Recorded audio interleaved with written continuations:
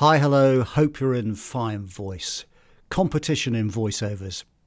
There's a lot of it. There always has been and there always will be. When I started back in the 1980s, early 1980s actually, people used to say to me, you're getting into a business that's so competitive, you'll never get any work. Well, I was fortunate and I've managed to maintain some sort of career over that period of time. And I'm sure 40 years earlier, they were saying to newcomers, God, it's so competitive, it never used to be like this. Well, it's always been like it. And, 40 years from now, it's going to be the same, isn't it? It's still going to be competitive. And that's because it's worth doing. If it wasn't worth doing, no one would be competing. And the rewards are there if you put your mind to it. But there are ways to minimize that competition. So I'm going to show you some steps, or just walk you through some steps I think you should take to try and kind of make sure that you're competing with a smaller pool of people. Firstly, and probably most importantly, it's about targeting. So in my case, British male, middle-aged, possibly senior type of voice, that's what I am. That's what I sound like, and that's my market, basically. People who are looking for a British middle-aged voice, male voice. But if I go for auditions which say male/female, I'm immediately doubling the competition. Likewise, if I go for a voice job whereby the client doesn't quite know whether they want British or American, or in fact any English speaker, Australian, South African, or whatever, I'm vastly increasing the competition because the client is unsure whether they want American voiceovers, so North American voiceovers far outnumber British ones. And I've got all of those people to compete with. Even if it's just my gender, I would have a lot of competition there.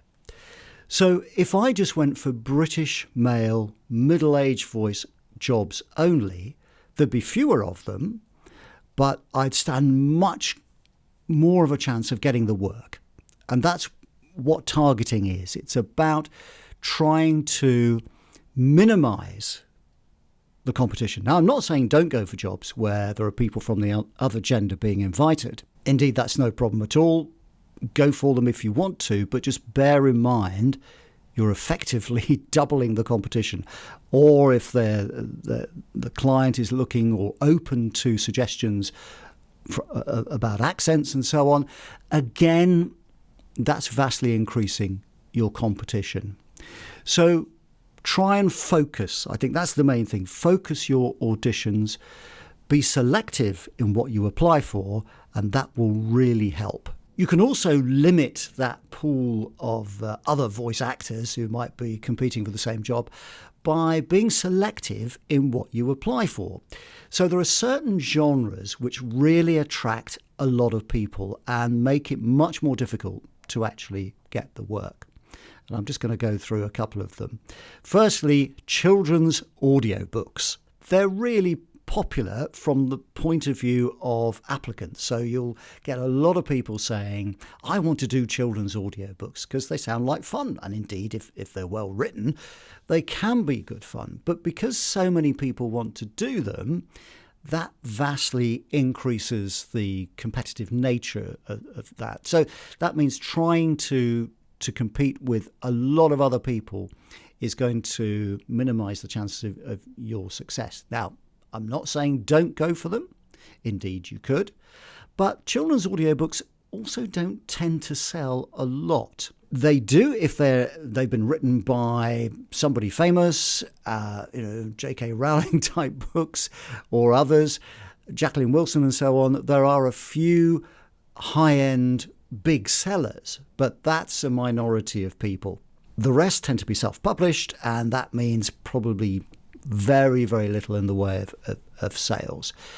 But they tend to be oversubscribed when the jobs come up and people want to narrate them. So if you fancy doing it just for a bit of fun, just to have a go at the audition, then great. But remember, you're competing with a lot of other people who are also attracted to that genre. Another area that attracts people to auditions is the character voice side of things. So that's where you've got to put on an accent. Maybe you've got to develop different character roles and so on. In fact, there's a job I noticed just before I started recording this video. There was a job going on, I think it was Mandy, and it required people to be squirrel voices for a children's TV show. And I just know that's going to be completely oversubscribed, because people will say, oh yes, I can be Grandpa Squirrel, or I can be little girl squirrel, or little boy squirrel, or auntie squirrel, whatever it happens to be. Because it sounds like good fun. It's a bit sort of related to the previous thing about children's audiobooks. But of course, because it is so show busy, as I would say, and because it's so attractive in that sense, and it sounds like such great fun, it's going to attract an awful lot of people. But not only that, you're also competing on your ability to do the characterizations.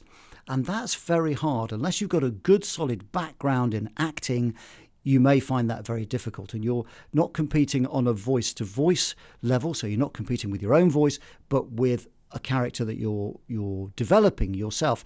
So you don't want to be cliched or stereotypical or anything like that. Do something a little bit different that perhaps other people aren't doing.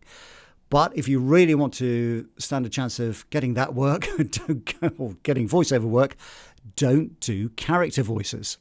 Another genre that is like a magnet to potential voice actors, it's the soft sell genre of voiceovers, and particularly soft sell commercials.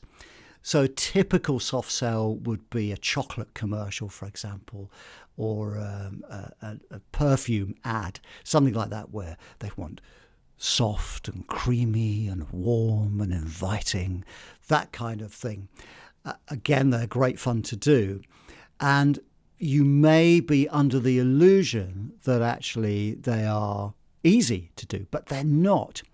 They're kind of easy to do in one way, but they're very difficult to do well. And it's very difficult to pull a soft sell commercial off, certainly in terms of your vocalization, convincingly. So many people do them and they get close to doing them, and they sound, when you listen back, you think, it's nearly there, but it's a bit hammy and a bit amateurish. That person doesn't quite pull it off.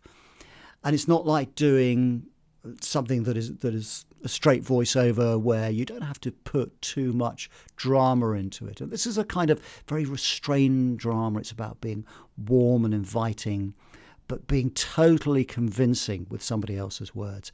And it's very, very difficult to do that, like I say, authentically. So again, another area possibly to avoid, because it will attract a lot of people and it's very difficult to do. You're probably thinking, well, what can I do then? What is a good area? Where is there less competition? My view is that boring is good. And when I say that, often the rich seam of voiceover work is in straight narration. So that's things like a lot of corporates, B2B, a lot of educational things like e-learning. These areas are growing, and they could be internal videos. Usually they're not for broadcast, so they're not going on TV or radio or online. They're just going to be consumed internally by a small audience. But there's a lot of that kind of work around, and sometimes the subject matter is as dull as ditch water.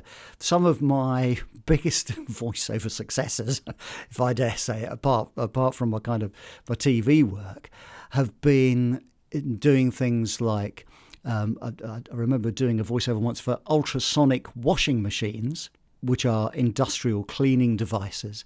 I've done sewage, and I did a lot of beer stuff, a lot of voiceovers for a brewery about cleaning your beer pipes out. And none of it is going to be scintillating scripts or attract many people, really. So going for those kinds of things what appear to be on the surface quite dull scripts and dull jobs, you can bring some life to it. You can bring the magic to it. You can bring them to life. And clients are normally delighted. Often clients go, this script is terrible. I'm terribly sorry. It's really not very good. But if you can make it sound like a friend telling us, or just add a bit of enthusiasm to it, you'll be doing your job and we'll be eternally grateful. And we might book you for the next one as well. So boring is good. Go for that kind of thing. If it looks a bit dull, probably not many people will be attracted to it, and you'll minimize the competition that way. So targeting, be boring, avoid the show busy type of gigs, and you will minimize that competition. I'm not saying don't go for children's audio books or soft sell commercials or do character voices for an animation or video game or anything like that. Of course you must, if you feel you want to, but bear in mind you are going to vastly increase the competition. And if your job is to minimize that competition, then boring is great. All right, thanks very much for watching today. Look after your voice and see you next time.